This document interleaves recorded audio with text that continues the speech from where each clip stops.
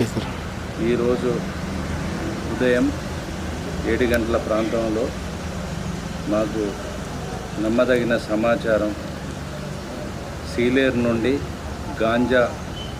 కేసముద్రం రూట్లో వస్తుందని సమాచారం రాగానే మా ఉన్నతాధికారులకు తెలియపరిచి వెంటనే మా కేసముద్రం ఎస్ఐ మురళీధర్ రాజు మరియు వాళ్ళ టీం అందరూ కూడా కోరుకొండపల్లి క్రాస్ రోడ్ దగ్గర వెహికల్ చెకింగ్ చేస్తుండగా ఒక ఎర్టిగా కార్ TS 07 UP 0754 అనే ఎర్టిగా కార్ లోపల గాంజా వస్తుందనే సమాచారం వచ్చినప్పుడు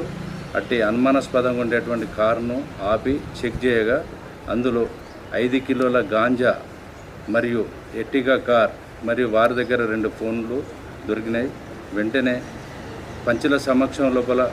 వారిని విచారించగా వారి పేరు పఠాన్ అస్లాం ఖాన్, అతనిది నూజివీడు ఆంధ్రప్రదేశ్, మరియు వేదుల ప్రదీప్ కుమార్ కార్ డ్రైవర్, ఇతనిది చెల్లపల్లి గ్రామం ఉప్పలగుప్త మండలం ఈస్ట్ గోదావరి జిల్లా ఆంధ్రప్రదేశ్ అని చెప్పడం జరిగింది.